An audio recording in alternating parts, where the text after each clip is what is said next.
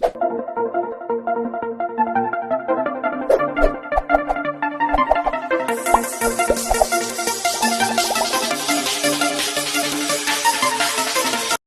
आज हम लोग डिस्कशन करने वाले हैं जो MHT CET 2007 का जो क्वेश्चंस पेपर उसका सॉल्यूशन दे रहा हूं मैं आप लोगों को कम समय में, मतलब 1 घंटे के अंदर 50 क्वेश्चंस कैसे सॉल्व करना चाहिए इसके ऊपर हमारा सेशन है। तो पूरे क्वेश्चंस पेपर अगर सॉल्व करके चाहते हो 2007 से 2019 के पेपर 3 है मेरे पास अलग अलग सेशन के।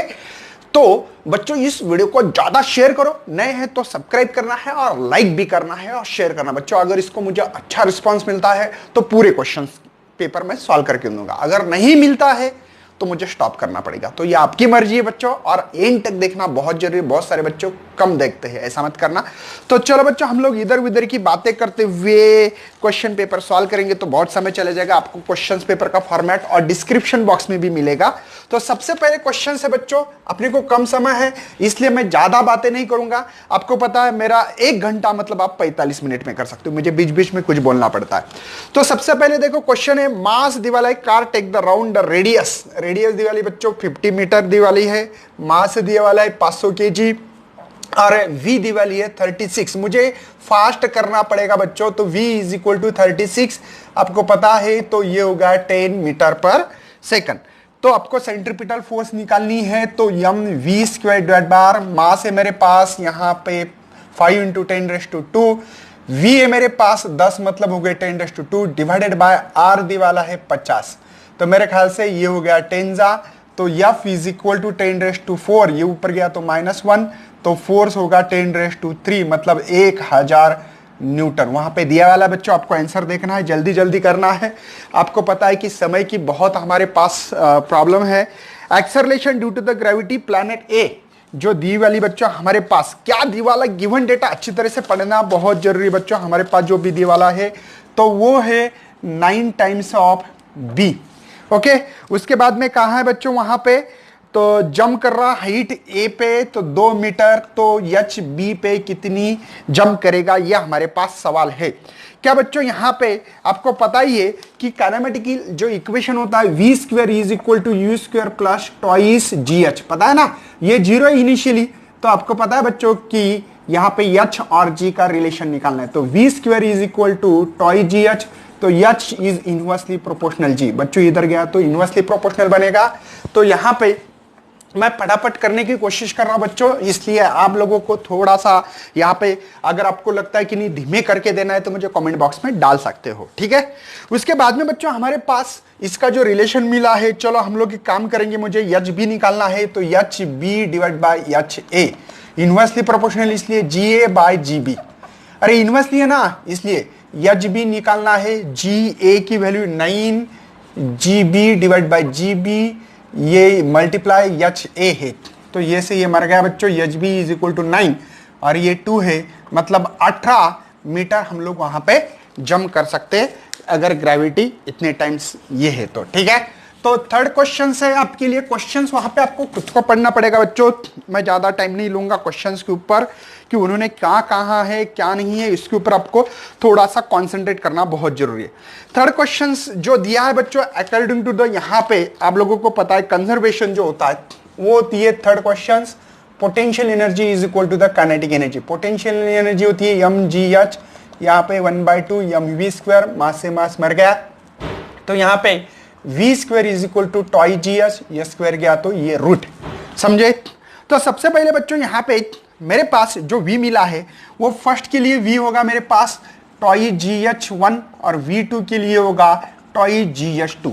यहाँ पे बच्चों हम लोग काम करेंगे loss in kinetic energy, change in kinetic energy निकालना पड़ेगी v1 माइनस v2। अब v1 क्यों, क्योंकि बच्चों पहले v ज्यादा होगा, बाद में बॉल बाउंस हो रहा है, देखो वहां पे क्वेश्चंस में, इसलिए इसकी स्पीड कम होगी, इसलिए ऐसे कर रहा हूं। तो यहाँ पे two g h 1 minus two g h 2। चलो हम लोग परसेंटेज में निकालना चाहते हैं, करेक्ट है बच्चों, मतलब फ्रैक्शनल कैसे होगा उसका, तो डेल वी बाई v1, तो डेल वी है मेरे पास ये two g h 1 minus root of two g h 2, ये v1 है बच्चों टॉई जी एच 1। मेरे ख्याल से इन दोनों का रेशियो 1 होगा, समझ में आ रहा है ना, बराबर है बच्चों। तो यहां पे बच्चा है मेरे पास H2/H1 ऐसे भी डाल सकते हो, कोई दिक्कत नहीं है। मुझे क्या दी वाले अच्छी तरह से पढ़ लो बच्चों। यहां पे 1 H2 की जो वैल्यू है मेरे पास वो 1.8 दी वाली है, ठीक है, 1.8 है, और इसकी जो वैल्यूज दी वाली मेरे पास वो है मेरे पास 5। तो यहां पे सॉरी 1 माइनस ये होगा 0.1836। तो आपको पता होना चाहिए 1 माइनस 36 इंटू 10⁻², तो 1.06, तो 0. कुछ ऐसे 4 आंसर आ रहा है, लेकिन आपके ऑप्शन में 2/5 दिए वाले वहां पे, ठीक है। अरे 2/5 मतलब ही 0.4 होता है ना।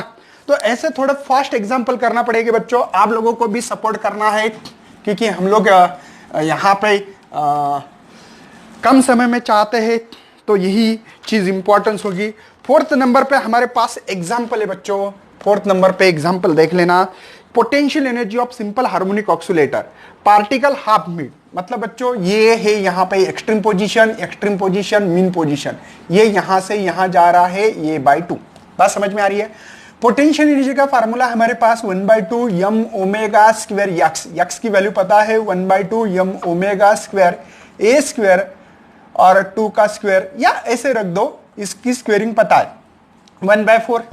अरे ये बचा है 1/2 m omega square a square. बच्चों ये टोटल एनर्जी का फार्मूला, इसलिए E/4 पोटेंशियल एनर्जी का जो भी ऑप्शंस होगा देख लेना बच्चों। आपके पास मेरे ख्याल से ए ही ऑप्शंस है, ठीक है। अब मुझे बच्चों यहाँ पे मिटाना लिखना इसमें देर लग रही है, आप समझ लो कि कितने फास्ट कर सकते हैं हम लोग, बस ये मेरी कहानी है। उसके बाद में बच्चों 5th नंबर पे सवाल है हमारे पास कि moment of inertia uniform disc का सेंटर में से एक्सिस पास हुआ, तो फार्मूला पता होना चाहिए। ये उन्होंने कहा कि ये रिंग है, रिंग में से सेंटर से एक्सिस पास हो रहा है, और ये तो यहां पे प्रिंसिपल होता है बच्चों IO, कौन सा IC plus mh square, parallel axis का। IC पता है बच्चों हमारे पास mr स्क्वायर बाय 2, और h is equal to r है, तो ये mr स्क्वायर क्या हो रहा है बच्चों 3/2 mr स्क्वायर। अरे ये आधा प्लस वन, डेढ़ कैसे लिखते 3/2। तो ये ऑप्शन हमारे पास है, सी ऑप्शन है। उसके बाद में बच्चों 6वां नंबर का क्वेश्चन आपको दिखाई दे रहा है वहां पे। 6 नंबर पे क्वेश्चन है यहां पे, restoring force is equal to -kx where k is the force constant, x is displacement, a is amplitude of motion, total energy depend. तो टोटल एनर्जी का फार्मूला डायरेक्टली याद हो तो कितना इजी होगा बच्चों, बताओ इसमें कौन सा ऑप्शन होगा, सी, के और ए। देखो इसके ऊपर डिपेंड है, इसलिए सी ऑप्शन हमारा करेक्ट है। मतलब बच्चों अगर फार्मूला याद हो तो डायरेक्टली ये निकालने की जरूरत नहीं है हम लोगों को, ठीक है। उसके बाद में बच्चों हमारा जो 7 नंबर पे क्वेश्चन है कितना इजी है। 7 नंबर पे क्वेश्चन पे बता रहे हैं कि आप लोगों को कपल प्रोड्यूस क्या करता है, प्योरली रोटेशनल मोशन। मतलब देखो अगर इसको मुझे ओपन करना है तो मुझे ऐसे करना पड़ेगा, प्योरली रोटेशन मोशन, रोटेट कर रहा है ये। अरे ये जो टॉप है मैं इसको निकाल रहा हूं तो रोटेट कर रहा है ना, तो प्योरली रोटेशनल मोशन। मतलब इसका जो आंसर था वो सी था 7 पे। 8 क्वेश्चन है मेरे पास। देखो according to the Hooke's law, Hooke's law पता है बच्चों आपको क्या होता है, stress is directly proportional to strain. तो आपको पता है ट्रेस ये अगर इधर डिवाइड लेते हैं तो हम लोग लिखते हैं कांस्टेंट। मतलब बच्चों यहां पे रिमेन कांस्टेंट, बी आंसर इस 8 के लिए हमारे लिए सही होगा। 9th नंबर का जो सवाल है बच्चों आपके लिए, 9 नंबर पे सवाल दी वाला है, wire of Young modulus, Y है लॉन्गिट्यूडिनल ट्रेस जो माना है हमने strain, sorry X produce the potential energy store per unit volume. पता बच्चों है ना, strain energy per unit volume का फार्मूला है 1/2, पता है आप लोगों को, ट्रेस इंटू स्ट्रेन, ठीक है। और आप लोगों को यहां पे यंग मॉडुलस का एक फार्मूला पता होना चाहिए, करेक्ट है बच्चों। और स्ट्रेन की वैल्यू दी वाली है उन्होंने यक्स। तो चलो बच्चों हम लोग स्ट्रेन के थ्रू पुटअप करना चाहते हैं।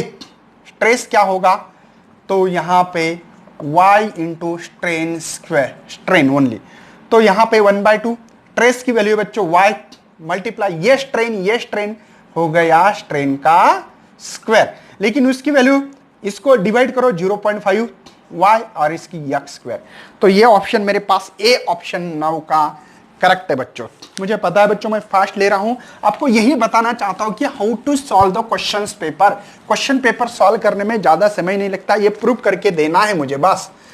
10 नंबर पे सवाल है बच्चों आपके पास, कोई ड्रॉप है और ड्रॉप के बारे में बता रहा है। अच्छा 2 ड्रॉप है, एक नहीं है, 2 ड्रॉप इक्वल रेडियस। अच्छा तो ड्रॉप के लिए बच्चों आप लोगों को पता होना चाहिए कि यहां पे जो हमारे पास वॉल्यूम है, वॉल्यूम तो सेम होगा 4/3 पाई आर क्यूब, करेक्ट है। दूसरे 2 ड्रॉप से और उसका रेडियस हमने छोटा मान रहे, कोई शक, 4/3 पाई गेट बी कैंसल, तो ये आर है, इसका क्यूब गया तो इसका क्यूब रूट बोलते इसको, या पावर 1/3 और इसका चले जाएगा, तो कैपिटल मतलब जो 2 ड्रॉप से 1 ड्रॉप बन गया उसका रेडियस है बच्चों। चलो कोई प्रॉब्लम नहीं है। उसके बाद में बच्चों सरफेस एनर्जी का लिए फार्मूला हमारे पास क्या है, सरफेस एनर्जी क्या है बच्चों आपके पास, T × D है, ठीक है। मतलब ए क्या है हमारे पास, एरिया किसका है, स्पीयर जैसा है, और स्पीयर के लिए एरिया होता है बच्चों 4/r² × T, कोई शक। वही बच्चों हम लोग काम कर रहे हैं, सरफेस एनर्जी बिग ड्रॉप के लिए निकाल रहे हैं, सरफेस एनर्जी है ना, कौन सा, जो बिगर दिखाई दे रहा, बिगर ड्रॉप, ठीक है। आपको थोड़ा बच्चों पढ़ाई होना तो ही समझ में आएगा, नहीं तो नहीं आएगा, मुझे पता है, मैं बहुत फास्ट ले रहा हूं। तो 4 पाई आर क्या है बिगर ड्रॉप के लिए, ये तो उसको करेंगे हम लोग यहां पे, ये आर ब्रैकेट का स्क्वायर इंटू टी, बात समझ में आ रही बच्चों, आर की वैल्यू पुटअप कर रहा हूं बिगर के लिए, तो 4 पाई, तो यहां पे ये जो 2 है बच्चों उनका पावर 2/3 और ये r², ठीक है टी, क्वेश्चन। उसके बाद में बच्चों स्मॉल, यहां पे स्मॉलर ड्रॉप भी है हमारे पास, सरफेस एनर्जी अगर निकालना है, surface energy of small drop करूंगा मैं, फार्मूला क्या है 4 पाई r², स्मॉल ड्रॉप का रेडियस क्या है बच्चों, r² टी। चलो यार एक काम करेंगे, उसको W1 बोलेंगे, इसको W2, इनका ही तो रेशियो निकालना है मुझे, है ना। तो W1/W2, W का है मेरे पास 4 पाई, ये जो है ये r² × T डिवाइडेड बाय यहाँ पे 4 पाई r² T, तो 4 पाई ये दिस गेट बी कैंसल, बचा क्या बच्चों, तो यहाँ पे ये डिवाइड बाय कुछ नहीं मतलब 1, तो यहां पे मेरे पास जो भी ऑप्शंस होगा देख लेना बच्चों, सी ऑप्शंस इज करेक्ट है मेरे पास। नेक्स्ट 11 का सवाल दिखाई दे रहा है बच्चों आप लोगों को, देखो ये क्वेश्चंस आप लोगों को थोड़ा डिटेल्स में पढ़ना पड़ेगा, सोचना पड़ेगा। 11 नंबर क्वेश्चन बोल रहा है आपके पास जो गैसेस है, carbon monoxide and nitrogen at the same temperature से में भैया kinetic energy of E1 and E2 इस रिस्पेक्टिवली काइनेटिक एनर्जी क्या होगी बच्चे, दोनों डायटोमिक है, और डायटोमिक की जो काइनेटिक एनर्जी होती है वो होती है 5/2, पता है, अगर पता नहीं तो देख लेना बच्चों, बुक्स में आपको दी वाली है ना kT, तो इसलिए एनर्जी E1 और E2 डायटोमिक्स है ना दोनों भी, तो इसलिए दोनों की भी एनर्जी 11th नंबर पे जो सवाल दिए वाला है वो होगा ए आंसर। चलो बी नंबर के तरफ दौड़ रहा हूं मैं, हाँ, consider the thermodynamic system, del U is the represent increase the internal energy, W is work done of the system, which of the following statement is true, कौन सा following statement true होगा ये बताना है। और उन्होंने टोटल एनर्जी के साथ जो डी इसके साथ रिलेशन दिए वाले पूरे, तो अगर हमने आइसोथर्मल प्रोसेस माना तो यहाँ पे जो भी डेल यू का आप लोगों को फार्मूला पता हो नहीं है तो लिख दो डेल टी, और इसमें टी 0 होगा तो 0 होगी इंटरनल एनर्जी, ये पॉसिबल नहीं क्योंकि D U is equal to हमारे पास रिलेशंस है। तो एडियाबेटिक प्रोसेस में बच्चों यहां पे जो डेल क्यू है इसको 0 मान, ये ना देता है ना लेता है, ना अंदर ना बाहर, पता है ना। और हमारे पास मेरे ख्याल से formula D Q is equal to D you plus D W. बताओ बच्चों क्या होगा अगर ये इधर आ गया तो माइनस का प्लस है ना, ये तो 0 है बच्चों, देखो डी यू प्लस डी डब्ल्यू। अब डी डब्ल्यू is equal to minus d u लिखो यार, del u is equal to minus डब्ल्यू लिखो, एक ही मतलब यार, कोई प्रॉब्लम नहीं है दोनों का, क्योंकि ना हीट लेता है ना लेता है, ये तो हो ही नहीं सकता क्योंकि आइसोथर्मल प्रोसेस में टेम्परेचर रिमेन कांस्टेंट किया तो हीट के बारे में ले सकते हैं। तो 12th नंबर का हमारे लिए जो आंसर था वो आंसर ए इज करेक्ट। बच्चों आपको दिखाई तो दे रहा है, मुझे पता है कि थोड़ा मुझे टाइम लग रहा है, ठीक है, लेकिन ऐसी ही प्रोसेस में चलना पड़ेगा। 13 नंबर का जो एग्जाम्पल है बच्चों मेरे पास यहां पे जो दिया वाला है 13 नंबर पे, 13 नंबर पे सवाल जो लिखा है बच्चों देख लेना। यहां पे 13 नंबर पे बोला है कि sound wave is not transmitted long distance because, मतलब मैं बात कर रहा हूं ये बहुत दूर क्यों नहीं जाती, क्योंकि यहाँ पे वॉल है, फर्नीचर है, कुछ भी है, सभी ऑब्जर्व करके रह रहे, बराबर है बच्चों, इसलिए मेरी साउंड दूर तक नहीं जाती है। तो इसलिए they are observe by the atmosphere, atmosphere में जो भी होंगे सभी वो करेंगे, इसलिए ए ऑप्शन इज करेक्ट होगा। 14 नंबर पे सवाल है बच्चों, थोड़ा आप लोगों को समझ के लेना पड़ेगा। यहाँ पे यूट्यूब दी वाली ऐसे, अब मैं ज्यादा ड्रॉ नहीं करते बैठूंगा, ठीक है, और इसमें जो भी अपना लिक्विड दी वाला है समझ लेना, ठीक है। और दूसरी जो है सेम बच्चों ऐसे ही है, ओके। तो इसके अंदर मैंने पहले मर्क्यूरी है समझो यहाँ, ओके, उसके अंदर मैंने वाटर डाला है, जुम जुम जुम जुम जुम जुम, तो पहले इतनी लेवल थी, ठीक है, ओके। तो इसकी लेवल पहले यक्स इतनी ये है, और ऊपर जाने के बाद मतलब पानी डालने के बाद ये ऊपर जा रहा है यक्स, अरे पहले इतनी थी ना, बाद में यक्स हो गई, तो ये पूरा डिस्टेंस जो होगा वो 2x होगा, ठीक है बच्चों। अगर आपको नहीं आता है तो मुझे कमेंट बॉक्स में डाल सकते हो। Density of A to density of B, density के फार्मूला एच रो जी, और यहां पे भी एच रो जी। तो बच्चों सबसे पहले ग्रेविटी तो दोनों तरफ सेम है, इसकी हाइट मेरे ख्याल से 11.2 इंटू 10⁻² वाली है, और डेंसिटी ऑफ द ये वाटर की बच्चों, और ये जो ये मर्क्यूरी है, मर्क्यूरी यहीं तक है पहले ओरिजिनल, यहां तक, यहां तक, ठीक है, ये मर्क्यूरी ये वाटर है बच्चों, ठीक है, समझे, ओके। तो यहां पे आप लोगों के पास ये जो होगा एच निकालना है, यहां पे जो भी होगा, और वो एच हमारे पास 2x है बच्चों, और डेंसिटी ऑफ ये जो है मर्क्यूरी, मर्क्यूरी की याद होना चाहिए 13600, याद करना पड़ेगा बच्चों। और वाटर के लिए 10⁻³ होती है, पता है आप लोगों को, अगर पता नहीं तो करवा दो। तो 2x बच्चों इज इक्वल टू हम लोग निकाल सकते हैं 11.2 इंटू 10⁻⁻1, बात समझ में आ रही बच्चों, कोई टेंशन नहीं है इस पे। उसके बाद में डिवाइडेड बाय 13600, और इस 2 को भी इधर लाओ, कोई प्रॉब्लम नहीं है, ठीक है।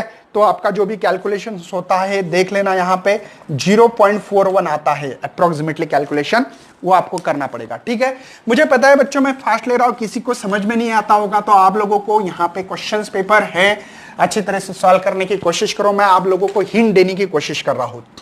15 नंबर पे एग्जाम्पल है बच्चों आपके लिए, वो क्वेश्चन कह रहा है कि आपके पास एक इक्वेशन दिया है y is equal to a sin omega T minus b cos omega T. इसका मतलब एक्चुअल में इक्वेशन ऐसी होना चाहिए थी कि इसको कुछ ए गी मानेंगे, ठीक है, a cos थीटा होना चाहिए था, साइन ओमेगा टी, माइनस यहां पे साइन होना था ना, a sine theta cos omega T, ऐसा इक्वेशन। अरे भूल गए हम लोग, y इज इक्वल टू ऐसे लिखते हैं ना, a cos थीटा या अल्फा गिल्फा ऐसे लिखते थे, एसएचएम में देख लेना, एसएचएम ऑक्सीलेशन, ये ऐसा इक्वेशन होना चाहिए था कि नहीं, मतलब ए के जगह पे a cos थीटा मिल रहा है, और b के जगह पे a sin थीटा मिल रहा है, ये इक्वेशन 1, ये इक्वेशन 2, बात समझ में आ रही है बच्चों। अरे a sin मतलब ये है फार्मूला एक्चुअल में sin a माइनस बी, बराबर है, ये फार्मूला है हमारे पास। तो कैसे करेंगे, sin a cos b cos a sin b, ये फार्मूला है ना वैसे। तो चलो बच्चों हम लोग एडिंग एंड स्क्वेयरिंग कर रहे हैं, तो a square plus b square, यहां पे a square sin square theta plus a square cos square theta, तो a square plus b square, a square common निकाल रहा हूं, sin square theta plus cos square theta, ठीक है बच्चों, इसकी value 1 identity, sin square theta plus cos square theta, तो a is equal to the root of a square plus b square, ये हमारा जो ऑप्शन होगा वो आपको मिला होगा बच्चों, ठीक है। उसके बाद में हमारे पास जो दिए वाला सवाल है 15, ये 16 नंबर पे देखो, कॉन्सेंट्रेट करो, क्वेश्चंस क्या है। A gas having the average speed 4 times of that of the SO2 और मॉलिक्यूलर मास है 64 इज, तो आप लोगों के पास ऑप्शंस भी दिए वाले बच्चों, थोड़ा ट्राई करके देखना हमारे पास क्या क्या दिए वाले है। मतलब बच्चों पहले जो भी स्पीड है हमारे पास वो स्पीड को v बोला है, और जो एटॉमिक मास दिया वाला है 64 है, करेक्ट है बच्चों, ठीक है। और जो स्पीड है ये 4 टाइम ऑफ दी वाली है यहाँ पे, करेक्ट है, समझ में आ रहा है आप लोगों को। और आपके पास स्पीड निकालने के लिए फार्मूला है 8, है ना, यहाँ पे RT by pi capital M है बच्चों, कैपिटल M। मेरे ख्याल से दोनों का ही रिलेशन है, V is inversely proportional to the square root of atomic mass number, या मास नंबर बोलो, ठीक है। चलो तो कर लेंगे बच्चों, हमको निकालना क्या है, M2 निकालना है। तो मैंने काम करेंगे V1 by V2 root of M2 by M1। अरे इनवर्सली प्रोपोर्शनल है, V1 की वैल्यू V है और इसकी वैल्यू बच्चों 4V है, M2 निकालना है और M1 64 है। V से V मरवा दो, स्क्वेयरिंग ऑन बोथ साइड 1/16, तो ये होगा M2 बाय 64। तो मेरे ख्याल से सबको आता होगा, यहां पे 64 के इधर डिवाइड बाय 16 तो 4। मुझे बताओ 4 एटॉमिक नंबर किसका है, तो हीलियम का है।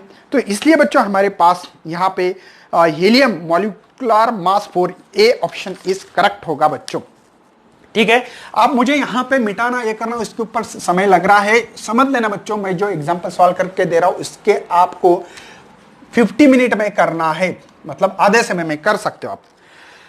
18 नंबर पे सवाल है बच्चों, देखो सोर्स इमिटिंग। सबसे पहले क्वेश्चंस पढ़ लेना आप लोगों को। देखो ये है सोर्स भाग रहा है बेचारा, और ये हमारा ऑब्जर्वर भाग रहा है, और ये साउंड की वेलोसिटी अगर ऐसी रही तो हम लोग एपरेंट फ्रीक्वेंसी के लिए हम लोग फार्मूला निकाल सकते हैं बच्चे। यहाँ पे वैल्यूज दी वाली है, पढ़ लेना अच्छी तरह से, आपको क्या क्या दिए वाला है। तो यहाँ पे V minus VO divide by V minus VS into N। बात समझ में आ रही है। बुक्स में F लिखा होगा, बुक्स में F लिखा है बच्चों, इसके लिए फ्रीक्वेंसी के जगह पे F लिखा, कोई प्रॉब्लम नहीं, NA। और यहां पे इसकी जो स्पीड दी वाली है वो है 4V/4, और इसकी जो दी वाली V/6 है, सोर्स की V/6। सही बच्चों, यही है आपके पास, ओके। नहीं मेरे ख्याल से यहां पे सोर्स की जो स्पीड है ऑब्जर्वर की V/6 है, और इसकी है ये सोर्स। चलो तो मैं पुटअप कर रहा हूं, V/6 डिवाइड बाई V/4, ठीक है। और इसको यब बोलेंगे तो यहां पे होंगे 5V/6। समझ में आ रहा है बच्चों, 6 में से 1 गया, यहां पे 3V/4। कोई शक करना है, बढ़ना है आगे बच्चों। तो हम लोग इसको कर सकते हैं, ये इसको उल्टा करना पड़ेगा, तो V से V मरवा दो, ये हो गए बच्चों यहाँ पे 2 जा, और ये कितने हो गए 3 जा, तो ये हो गए 10/3, 3 जा 9। यप, ये जो आपका ऑप्शन होगा बच्चों, ये आपके पास ऑप्शन दिया गया है। नेक्स्ट सवाल है बच्चों आपके लिए, नेक्स्ट सवाल चालू है हमारा 18 नंबर पे। Young double slit experiment perform the water. और आपके लिए फार्मूले बच्चों इसको तो पता है ना, lambda D divide by small D, ठीक है, समझ में आ रहा है। लेकिन बच्चों lambda is inversely proportional mu है, बराबर है, तो बीटा ये डायरेक्टली प्रोपोर्शनल लैम्बडा है, तो इसको ये इनवर्सली प्रोपोर्शनल, मतलब डिग्रीज हो रहा है ना, इनवर्सली प्रोपोर्शनल मतलब क्या, कम होना है बच्चों, तो इसलिए A option is correct. Next 19 number पे बच्चों हमारे पास जो सवाल दिए वाला है, 19 नंबर पे सवाल पे देख लेना, यहाँ पे बायसेक्टर मैग्नेटिक डाइपोल मोमेंटम। तो क्या बच्चों आपको पोटेंशियल का फार्मूला पता होना चाहिए, μ/4 pi m cos theta divide by r square. अरे छोड़ दो बाकी की गोली मारो, V is inversely proportional to the r square मिल रहा है ना, मतलब ए ऑप्शन पोटेंशियल वेरी जो हो रही है डिस्टेंस के ऊपर डिपेंड है बच्चों। 20 नंबर पे जो सवाल दिया है हम लोगों के पास, एडियाबैटिक चेंजेस हो रही है बच्चों, pressure and temperature of monoatomic gas is relation दिया वाला है बच्चों। तो वहां पे हमारे पास तो C is equal to gamma -1। मेरे ख्याल से गामा आपके पास ऑलरेडी दिया गया है, 5/3 गैस के ऊपर डिपेंड होता है, तो यहाँ पे 5/3, ये 5/3 -1, तो ये 5/3, यहाँ पे 3 में से 5 में से 3 गए, तो बच्चों यहाँ पे 2/3, तो 5/3, ये 3/2, गेट बी कैंसल, 5/2 इस आंसर इज करेक्ट। आप बोलेंगे सर इतना फास्ट क्यों है? अगर बच्चों आपको नहीं समझ में आ रहा है तो मुझे कमेंट डाल सकते हैं। अगर धीमे सॉल्व करके देना है एग्जाम्पल तो मैं धीमे भी दे सकता हूं। एग्जाम्पल नंबर बच्चों हमारा चालू है यहां पे 21, करेक्ट है। देखो क्या कह रहा है 21 क्वेश्चंस, सोच लो बच्चों पहले। अ pulse wave train travel along the straight string.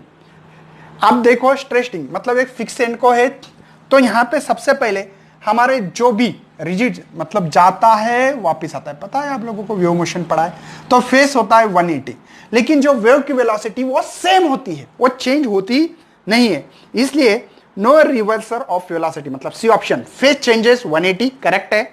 मतलब C option no reversal velocity, तो वेलोसिटी कोई रिवर्सल मतलब कोई चेंज होती नहीं है, तो सी ऑप्शन हमारे लिए यहां पे करेक्ट है। उसके बाद में 22 एग्जांपल देखो बच्चों, यहां पे thermal conductivity of rod 2, what is the thermal resistivity. देखो थर्मल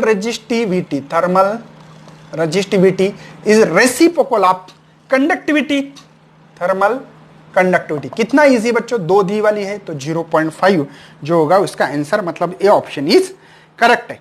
नेक्स्ट है बच्चों 2 प्लेन मिरर है और एक दूसरे को परपेंडिकुलर रखे हैं। क्या ऑप्टिक्स चैप्टर अगर अच्छा पढ़ा हो तो ये कॉन्सेप्ट क्लियर हो जाएगा बच्चों, ठीक है। ये ऑप्टिक्स चैप्टर जो है उसके ऊपर ज्यादा करके ये सवाल देखो आपके बुक्स में ऐसे दिया वाला है, ठीक है। एक कोई रे आ रही है, ठीक है, सर नॉर्मल निकालो, तो रिफ्लेक्टेड भी वैसे ही होती है। देखो incident angle is equal to the reflection angle. बच्चों कोई टेंशन है, समझ में आ रहा है? अरे मुझे बताओ, ये इंसिडेंट रे है, ये इंसिडेंट रे है हमारी, इंसिडेंट रे आगे के बाद ये नॉर्मल है हमारा, परपेंडिकुलर प्लेन सरफेस को होता है नॉर्मल, तो ये हमारा रिफ्लेक्ट हो गया, रिफ्लेक्शन यहां पे आ रहा है। जैसे आ गया ये भी मिरर है, मिरर यहां पे नॉर्मल निकालो तो ये ऐसे चलेगा। मतलब बच्चों जैसे इंसिडेंट रहती वैसे ही रिफ्लेक्ट हो रही ना, पैरेलल हो रहा है। क्या हो रहा है? पैरेलल। तो 23 का जो आंसर है बच्चों बी ऑप्शन इज हमारे पास, पैरेलल टू द ओरिजिनल रे जो थी उसको रिफ्लेक्ट हो रही है। मतलब कितना इजी बच्चों, खाली नॉर्मल निकालो और इंसिडेंट रे और रिफ्लेक्ट रे सेम निकालो। 23 सवाल है हमारे पास। देखो यहां पे हो गया, diode when the saturation current the plate of registers will be, क्या होगा ये सवाल है हमारे पास। तो चेंज इन करंट यहां पे देखो, सैचुरेशन मतलब कांस्टेंट करंट होता है, आपने देखा है बच्चों सैचुरेशन करंट एक कांस्टेंट होता है, ये वी और आई ऐसे ट्रांजिस्टर कैरेक्टरिस्टिक्स में ऐसे ग्राफ निकाला था, वो तो याद होगा। तो करंट चेंज नहीं, चेंज करंट नहीं हो रहा है, मतलब चेंज जो करंट था वो 0 है। और मुझे रेजिस्टेंस निकालना है बच्चों, तो dV/dI, ठीक है बच्चों। तो यहां पे dV/dI की वैल्यू 0 डिवाइड बाय 0 मतलब इंफिनिटी, जो होगा इंफिनिटी क्वांटिटी, ये आंसर इज मेरे लिए करेक्ट होगा। नेक्स्ट बच्चों आपके लिए 25 नंबर पे सवाल देना है, 25 है बच्चों 25। तो 25 नंबर पे जो सवाल है बच्चों मेरे पास देखो, consider the radiation emitted by human body, which of the following statement is true. तो आपको पता होना चाहिए जो इंफ्रारेड रेडिएशंस की जो वेवलेंथ है वो लैम्बडा है हमारे पास 7.9 इंटू 10⁻⁻, यहाँ पे से 1 टू 10⁻³ मीटर पे। और ये जो वेवलेंथ होती है, तो सिंपल सी बात है, रेडिएशन इमिटेड इंफ्रारेड रीजन, मतलब जो कंसीडर करेंगे रेडिएशन इमिटेड ह्यूमन बॉडी जो करती है वो क्या, कौन सी करती है? Infrared reason. तो सी ऑप्शन इज करेक्ट होगा बच्चों। समझ में आ रहा है आप लोगों को? कोई टेंशन है? ये 26 नंबर का सवाल दिखाई दे रहा है बच्चों, जो सवाल से वो बहुत इंपॉर्टेंट सवाल से है हमारे लिए अभी, और यहाँ पे ज़्यादा से ज़्यादा शेयर करो। मुझे पता है बच्चों मैं बहुत फास्ट ले रहा हूँ, लेकिन मजबूरी है अभी। चलो हम लोगों को यहाँ पे समझो पानी में एक वेव्स है, ऐसे कंसीडर कर रहे हैं या ऐसे मानेंगे, ऐसे, ठीक है, ओके, ऐसे। तो ये क्रस्ट है, ये क्रस्ट है, दोनों के बीच में जो लैम्बडा है बच्चों वो दीवाला है 100 मीटर, बराबर है। और इस पार्टिकल की जो वेलोसिटी है मतलब स्पीड है वो दी वाली मेरे पास 25 मीटर पर सेकंड। तो टाइम कितना लगेगा यहां से यहां तक जाने के लिए?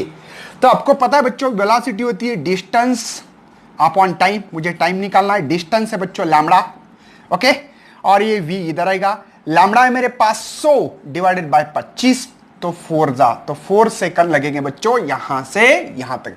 बच्चों आपको सवाल तो पढ़ना खुद को ही पड़ेगा, कोई ऑप्शंस नहीं है, ठीक है। तो आप लोग जितने सवाल है फटाफट फटाफट पढ़ते रहना, आपके सामने मैंने प्रेजेंट किए हैं। क्वेश्चन नंबर 27 है मेरे पास, ठीक है। 27 क्या कर रहा है, अ double slit experiment the distance between the increase 10 time. Okay, very good.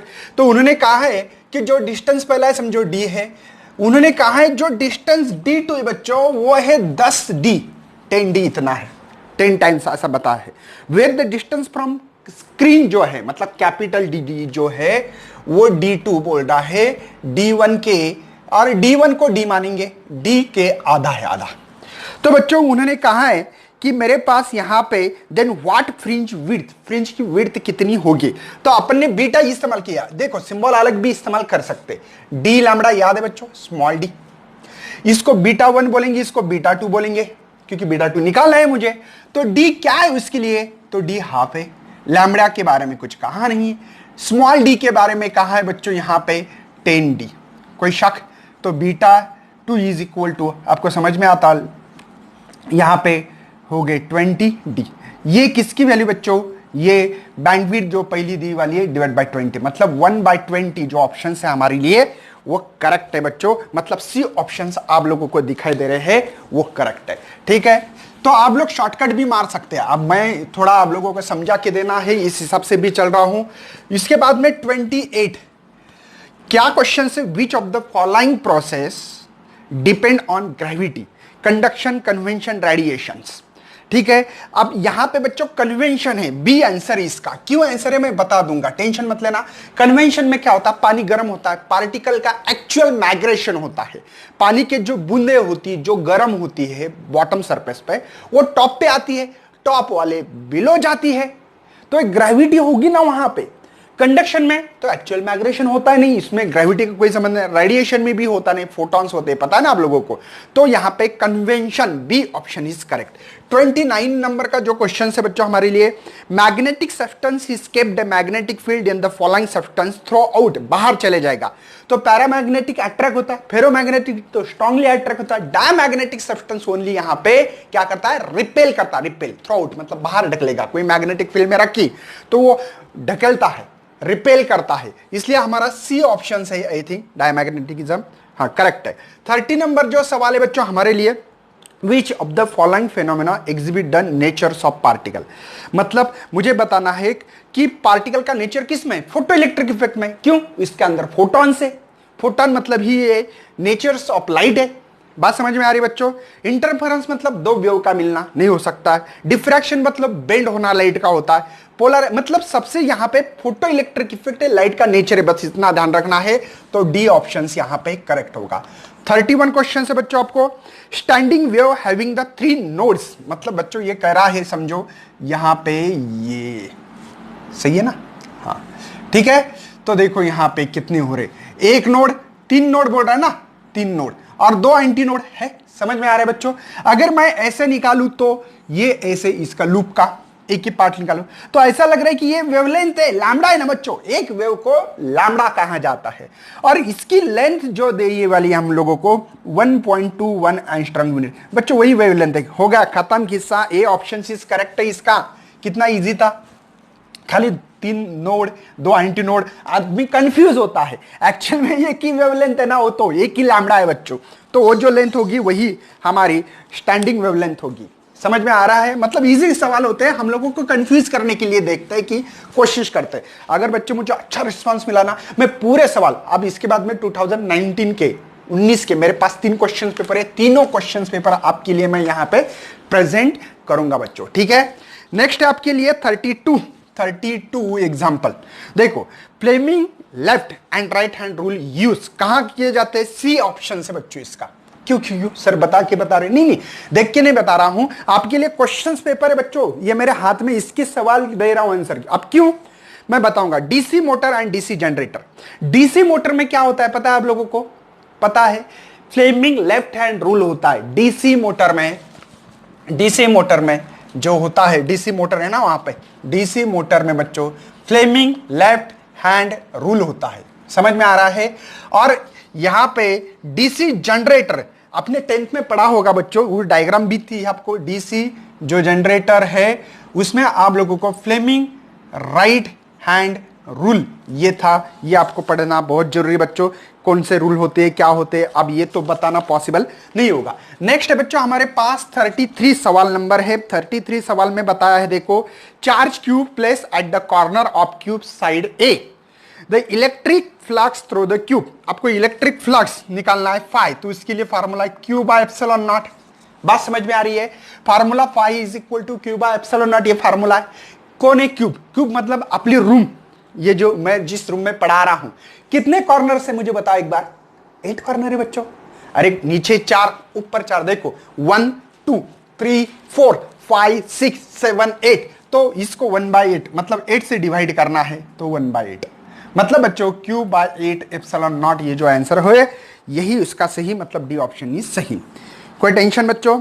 Next है बच्चों 34 सवाल नंबर हमारे पास, potentiometer measure the potential difference accurately volt meter, because उन्होंने कहा है पोटेंशियोमीटर जो है हम लोग बहुत अच्छी तरह से इसके पोटेंशियल डिफरेंस मेजर कर सकते हैं वोल्ट मीटर से ज्यादा, मतलब वोल्ट मीटर इतना अच्छा नहीं होता, पोटेंशियोमीटर अच्छा है।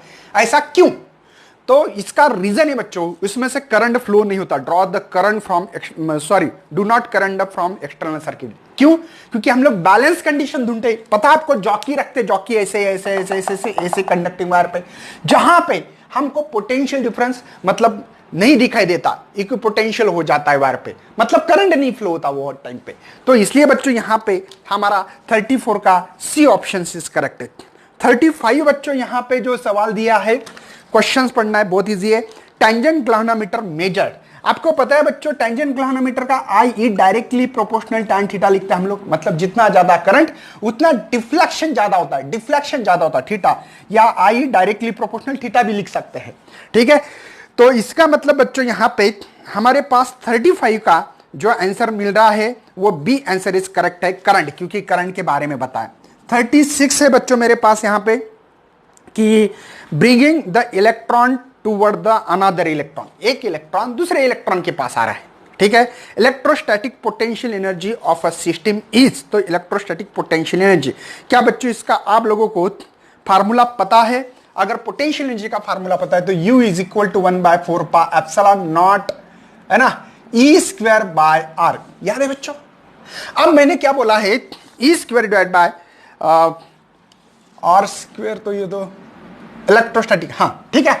तो बच्चों मुझे बताओ, ये 2 चार्जेस है और एक 2 चार्जेस है, डिस्टेंस इसमें है समझो 10 सेंटीमीटर और इसमें डिस्टेंस है 2 सेंटीमीटर। अब मुझे बताओ डिस्टेंस कम हो गया, पोटेंशियल एनर्जी बढ़ गई, समझे? डिस्टेंस कम कर रहा हूं ना, अट्रैक्ट, देखो पहले यहां पे थे 10 सेंटीमीटर पे, अब अट्रैक्ट होके, मतलब अट्रैक्ट नहीं होता है, नजदीक ला रहे हम लोग, लाए 2 सेंटीमीटर पे, तो 2 मतलब इसका डिवाइडर नंबर कम है तो ये ज्यादा, मतलब एनर्जी इंक्रीज हो रही है, इसलिए हमारे पास बी ऑप्शन इज करेक्ट है बच्चों। कौन सा? बी ऑप्शन इज करेक्ट है। तो बी ऑप्शन आप लोगों को यहां पे चिपकाना पड़ेगा सर, हाँ बिल्कुल। तो 37 नंबर पे सवाल है आपके पास, parallel plate condenser with oil, between the plate has the capacitance C, oil remove कर दिया, कैपेसिटर, तो आपको कैपेसिटर का फार्मूला पता है बच्चों, के epsilon not a by D, याद है? ये कब है बच्चों? ये ऑयल अंदर है, कैपेसिटर के अंदर ऑयल है, अब इस ऑयल को रिमूव किया तो मेरे पास यही फार्मूला आपके मालूमात के लिए ये बनेगा। सही बच्चों, कुछ जो भी बोलना है आप लोग बोल सकते हैं कि ये मतलब एयर में डाइलेक्ट्रिकल कांस्टेंट 1 होता है, पता है आप लोगों को, ये सिंपल चीजें पता होना चाहिए। चलो मैं दोनों को डिवाइड कर रहा हूं भैया, तो इक्वेशन नंबर 1 इक्वेशन नंबर 2, तो इसमें बच्चों ये तो मर जाएगा, बच्चा है मेरे पास C by C epsilon naught K, समझे? कोई टेंशन है भैया? मुझे निकालना क्या है? मुझे निकालना है यहां पे सबसे मेन जो बात है, C नॉट निकालना है ना। चलो C naught is equal to C by K, और डाइलेक्ट्रिकल कांस्टेंट 2 दिया गया है, C नॉट C बाय 2 मिलेगा, तो ये जो ऑप्शन होगा हमारे लिए C by 2, D option is correct है बच्चों। आप लोग इससे भी कम समय में एग्जांपल सॉल्व कर सकते हैं, क्योंकि मुझे हर चीज मिटाना लिखना उसमें समय जा रहा है, आपका समय यहां पे बचा सकता हूं बच्चों, अगर मेरे साथ में आपने सपोर्ट दिया तो 10 से 15 क्वेश्चंस पेपर में सॉल्व करके दूंगा, हल करके दूंगा, ताकि सभी आपकी प्रॉब्लम मिट जाएगी। ठीक है, उसके बाद में 38 नंबर क्वेश्चन है, when intensity of incident light increases. बच्चों, लाइट इंक्रीज होना मतलब फोटोन की संख्या इंक्रीज होना, फोटोन इंक्रीज होना मतलब इलेक्ट्रॉन के ऊपर इंसिडेंट होंगे। एक फोटोन एक इलेक्ट्रॉन को बाहर इमिट करता है। अब एक इलेक्ट्रॉन बाहर जा रहा है मतलब फोटॉन बढ़ रहे, इलेक्ट्रॉन बढ़ेंगे, इलेक्ट्रॉन बढ़ना करंट बढ़ना, flow of charge is called as current. तो बच्चों इसका मतलब यहां पे हम लोग जो 38 का जो आंसर है वो दे सकते हैं, फोटो करंट इंक्रीजेस। तो ए ऑप्शन इज करेक्ट। बात समझ में आ रही है? बहुत सिंपल है बच्चों, लॉजिक अच्छा होना चाहिए, अच्छी पढ़ाई होना चाहिए बस। उसके बाद में बच्चों हम लोग काम करने जा रहे हैं अभी 39 नंबर क्वेश्चन से। देखो यहां पे उन्होंने कहा है कि एक आपके पास ईएमएफ लो, ओके ले लिया, इंटरनल रेजिस्टेंस लेना है 0.1, तो ये आपका इंटरनल रेजिस्टेंस है। ये बच्चों सेल के अंदर की बात चालू है। ठीक है, देखो इसका ईएमएफ है 2 वोल्ट और इसका रेजिस्टेंस 0.1 और एक्सटर्नल रेजिस्टेंस लगाना है कितने का 3.9। ये एक्सटर्नल रेजिस्टेंस मैंने लगा दिया कि जो की है हमारे पास 3.9 ओम। करंट फ्लो होगा पॉजिटिव से निगेटिव, पता है आप लोगों को?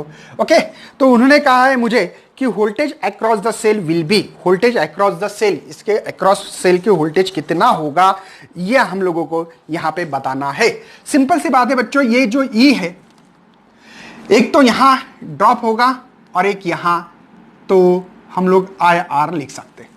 मुझे V निकालना है यहां पे ड्रॉप जो होने वाला है, तो V is equal to E minus I R. बात समझ में आ रही है बच्चों? ड्रॉप ऑफ वोल्टेज, ये ईएमएफ है सेल का, लेकिन ड्रॉप वोल्टेज कितना, मतलब यहां पे कितना होगा, क्या होगा, ये हम लोगों को निकालना है।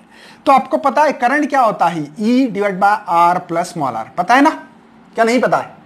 अरे ईएमएफ का फॉर्मूला ये, तो V is equal to E minus E divided by capital R small R और ये स्मॉल आर। चलो V इसकी वैल्यू है 2, माइनस E की 2 वैल्यू है, R की 3.9 और इसकी 0.1 और ये है 0.1, मतलब 10⁻⁻1 भी लिख सकता हूं।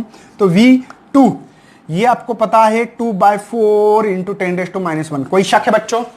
अरे 3.9.0.1 प्लस कर दिया तो 4 होंगे ना, तो ये हो गया हाफ। हाफ मतलब समझते हो बच्चों? हाफ मतलब 0.5 इंटू 10⁻⁻1 और शिफ्टिंग करो, मैं इधर लिख रहा हूं V इज इक्वल टू 0.05। अरे और एक पॉइंट शिफ्ट करना था, तो V is equal to 1.95 volt. ये जो ऑप्शन होगा आपका वो सही होगा। सब्ट्रैक्शन आता होगा ना बच्चों आप लोगों को? ओके, तो ये आपका जो भी आंसर होगा देख लेना बच्चों, आप फटाफट सवाल करने की कोशिश करें। कभी कभी कुछ सवाल थोड़े लेंथी ले रहा हूं क्योंकि कॉन्सेप्ट भी क्लियर होना बहुत जरूरी है। उसके बाद में 40 नंबर पे सवाल है बच्चों आपके लिए, देखो full wave rectifier, half wave full wave rectifier semiconductor का चैप्टर का है, ये है ऑपरेटिंग फॉर 50, मतलब full wave rectifier circuit is operating from 50 hertz main the fundamental frequency of ripple. तो यहां पे हम लोगों को बच्चों क्या करना है, तो फ्रीक्वेंसी दी वाली है वो है 50 हर्ट्ज, ठीक है, जो इंडिया में इस्तेमाल करते हैं, आपको पता होना चाहिए। तो फुल वेव रेक्टिफायर क्या होता है, तो फुल वेव रेक्टिफायर, चलो मैं थोड़ा ऐसे ही लिख रहा हूं, आपको तो पता है मतलब क्या होता है, रिपल फ्रीक्वेंसी हम लोगों को होना चाहिए, ठीक है, रिपल फ्रीक्वेंसी। तो 2 मल्टीप्लाई इनपुट फ्रीक्वेंसी से करते हैं हम लोग, इनपुट जो भी फ्रीक्वेंसी, तो 2 मल्टीप्लाई फार्मूला पता होना चाहिए, तो 50 है, मतलब सिंपल सी बात है 100 हर्ट्ज होगी फ्रीक्वेंसी फुल रेक्टिफायर में, ठीक है। उसके बाद में बच्चों आपके लिए नेक्स्ट बच्चों आपके लिए यहां पे ध्यान रखना है कि 41 नंबर का सवाल है।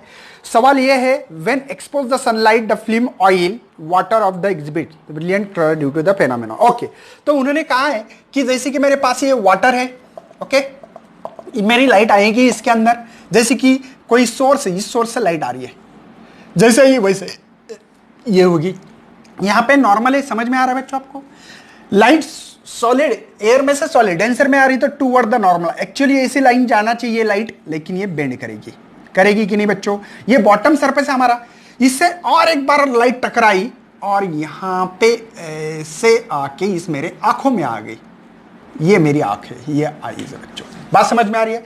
लाइट आ गई पहले यहां पे रिफ्लेक्ट होके चली जाएगी, लाइट बेंड होगी टुवर्ड द नॉर्मल, ये नॉर्मल की तरफ होने के बाद यहां से मतलब ये लाइट आके मेरी आंखों में मिल रही, दो वेव का मिलना इसको इंटरफेरेंस कहा जाता है। क्या कहा जाता है मेरे यहाँ? इंटरफेरेंस। मतलब ए ऑप्शन इज करेक्ट है।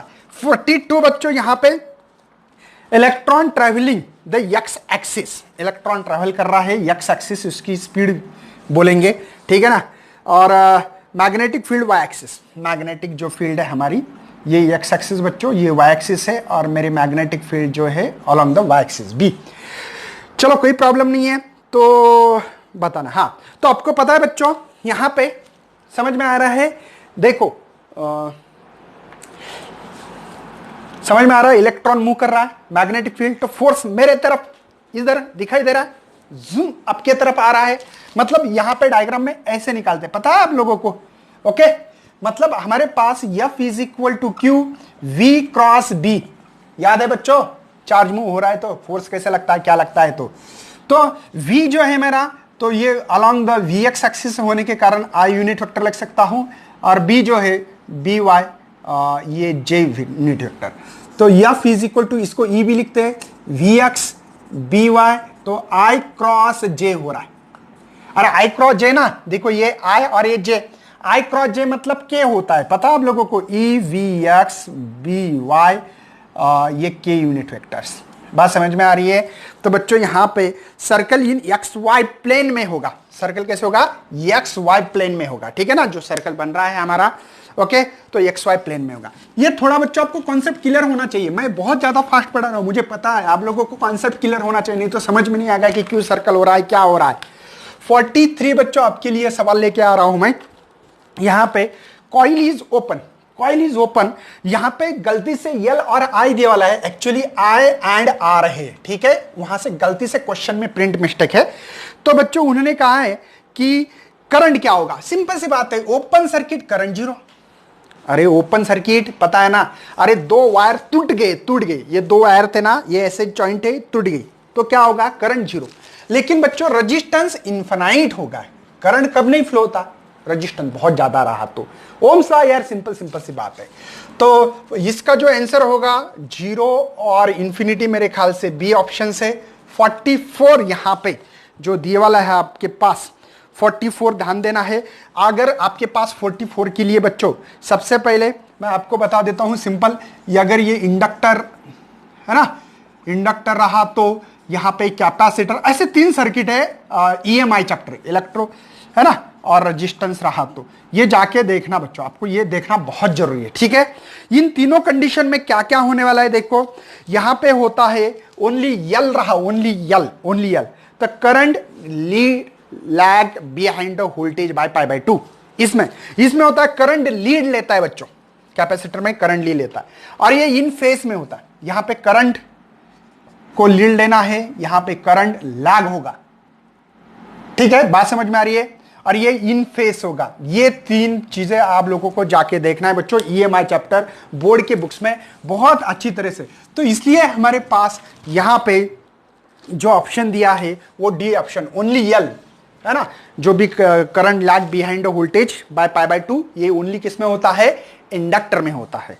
ओके, दिखाई तो दे रहा है बच्चों, बीच बीच में देखना भी बहुत जरूरी होता है।